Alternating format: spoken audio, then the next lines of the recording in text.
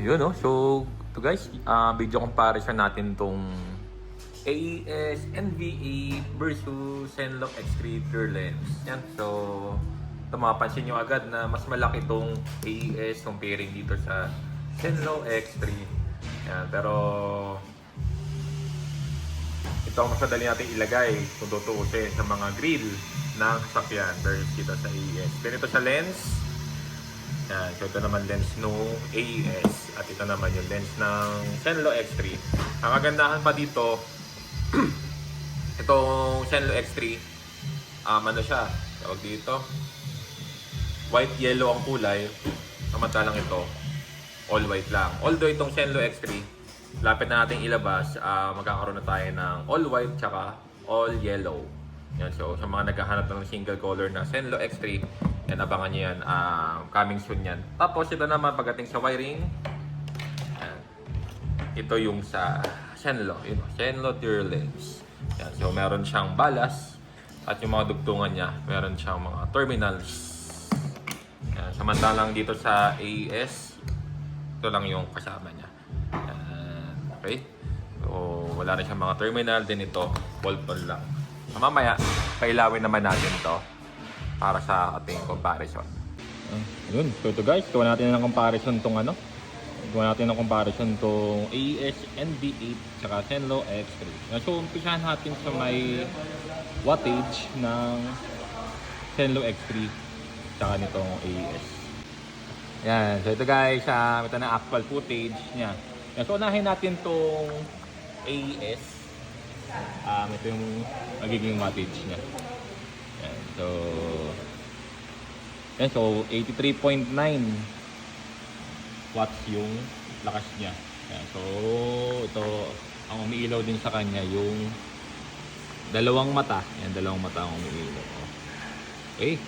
Tapos ito naman yung Zenlo. Ang Zenlo naman ay so rating niya is 75 watts. Yan, so ito naman, tatlong mata agad ang umiilaw. Yan, hindi ko na mapagsabay ng bukas ng dalawa. Gawa ng hindi kinakaya nitong tester natin. Namamatay tapos nagsasabay. Tapos ito yung naman yung actual na buga niya pagdating sa yung lapad. Yan, so yung lapad niya. Yan, so mapapansin yung lapad. Yan, wide natin. Yan yung lapad. Okay. Lapad nung Zenlo X3 to. And then next naman natin yung AES NV8 buong. Ayan. Ito naman yung lapad nung NV8. Ayan. So lapad ng buga. Yun. Pero pagdating sa intensity wise, ito yung NV8. Itong NV8 maganda, meron siyang hotspot. Ano? Hotspot. Ayan. So ito yung lapad niya. At ito naman yung sa Zenlo. Zenlo naman. Yan, so, intense talaga yung buga. Lahat. Then ito naman yung lapad ng Zenlo. Medyo mas pakitid lang ang Zenlo X3 comparing dito sa NV8. Kumbaga meron sila kanya-kanyang pros and cons, kumbaga. Yan, tapos ito pakita naman natin yung sa high beam nung sa NV8 versus dito sa Zenlo. Ayun. Tapos ito naman guys yung comparison ng low beam, high beam, tsaka ng low beam, high beam nitong Zenlo, tsaka nitong AES. Ang kagandahan lang sa Zenlo, ang pinaka number one advantage ito, dual color to. Although magkakaroon na tayo ng single color na all white, tsaka all yellow. Tapos tatlong mode meron tong Zenlo. Samantala tong AES, dalawang mode lang, which is yung low beam, tsaka high beam. Ito makikita natin ang comparison ng dalawa pagdating dun sa low tsaka high beam niya. So pailawin natin ngayon yung low beam muna. Yan. So yan yung low beam. Sa low beam lang to. Okay. Yan. So ito low beam. Ito yung high beam. Yan. Plain yellow lang to. Yan. Plain yellow. Yan. So white yellow. Tapos ito maganda, tumataas talaga yung buga niya. Yan. Tapos ito naman yung combination. Yun combination. Kasi ito, kahit na nakapatay lahat, kung gagamitin natin yung passing light function, maganda kasi sa Zenlo. Yun o, ito yung high beam function niya. So ito yung pang passing light. Sa sakya, ito yung ginagawa natin sumasabay dun sa high beam headlight. Ayan. Para makita lang nito yung maigi. Maganda dito, buo pa rin. Baga white yellow ang umiilaw. So nagagamit natin ang tatlo niyang mode. Okay. So pakita na natin next is itong AES.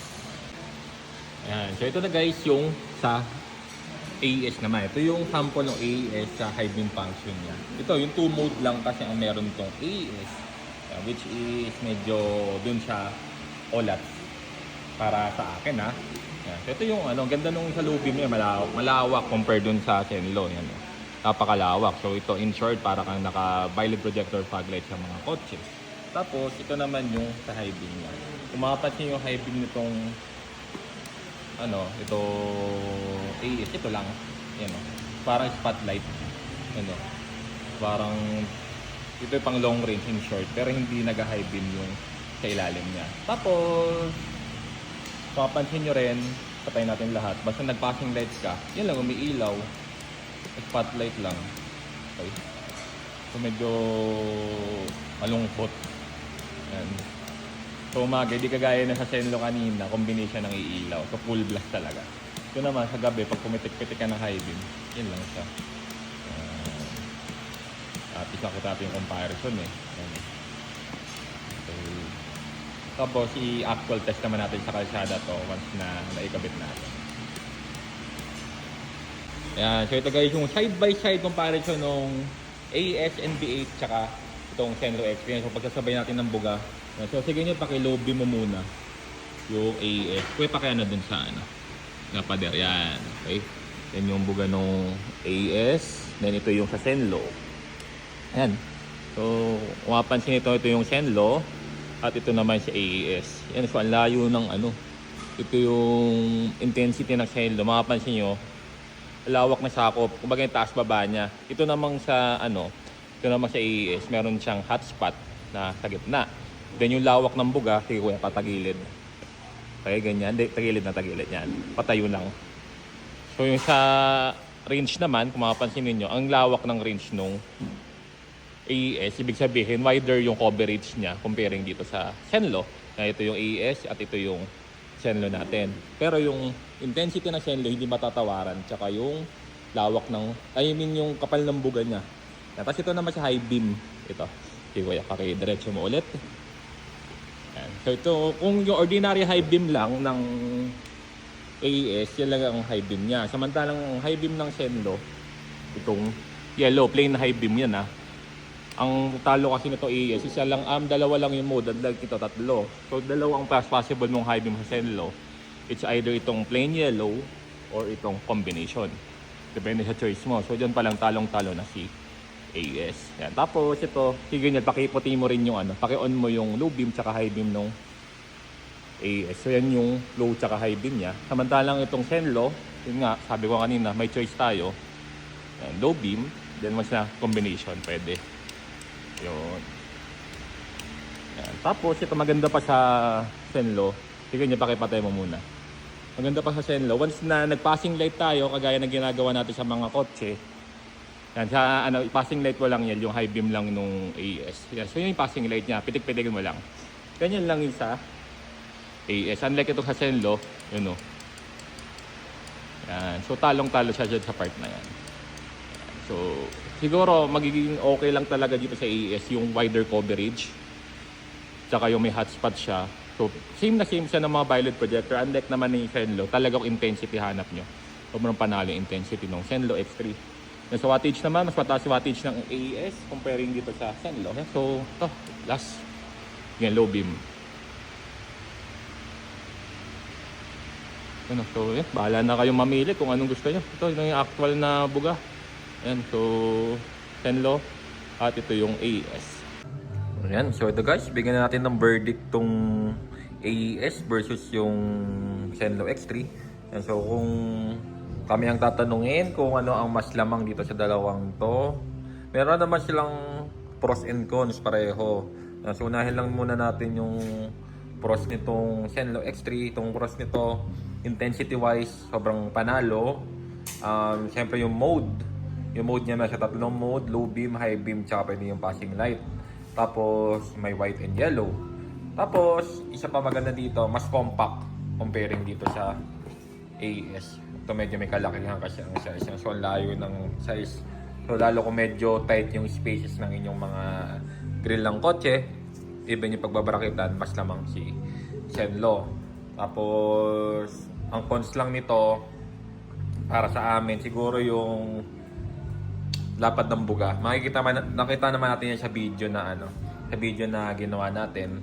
So, yung lawak lang ng buga ang medyo talo siya. So, yun lang ang cons na nakikita namin. Dito na sa pros ito, sa AES NV8, yung lawak ng bugang ganda, may hotspot.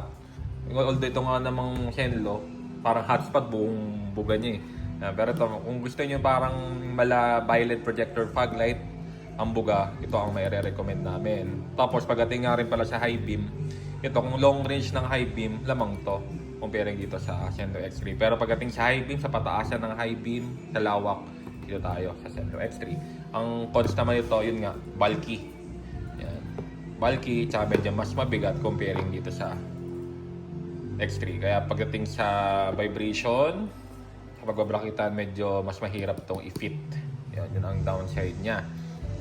Tapos, cons niya, yung intensity ng buga, mas mahina compared dito sa Zenlo X3. Yan. So, ito naman, depende na lang sa choice ng clients. Depende sa magiging preference ninyo kung ano ang inyong kukunin.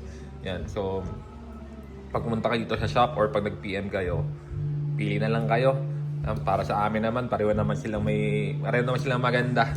Pero para sa amin, mas okay lang talaga si Zenlo. Yan. So, preference lang ng owner ang magdadala dyan. Ito nga pala, maganda pa sa Zenlo. Yan, Zenlo Gear Lens. Meron siyang balas.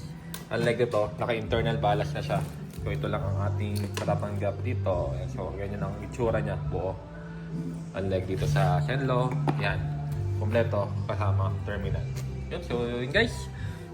Yung buga naman ito sa gabi, tingin ko, panalo na talaga tong Zenlo kasi yung kapal ng buga niya ibang-iba compare dito sa AES. Pero post ko na lang, ihabol ko na lang yung video ng buga niya sa gabi para at least ma-visualize natin kung ano ba yung pagkakaiba nilang dalawa.